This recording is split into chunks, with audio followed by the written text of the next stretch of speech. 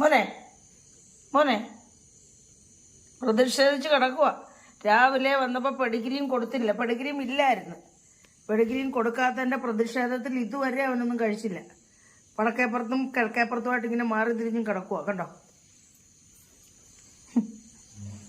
പറയാനേ മോനെ കണ്ടോ? തലവെക്കാതെ കിടക്കുക.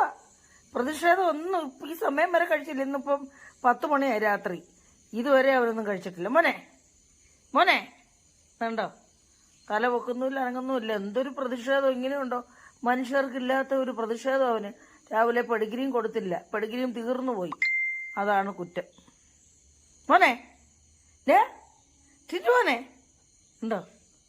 ദൈവമേ, അനങ്ങാ കിടക്കുന്നുണ്ടോ?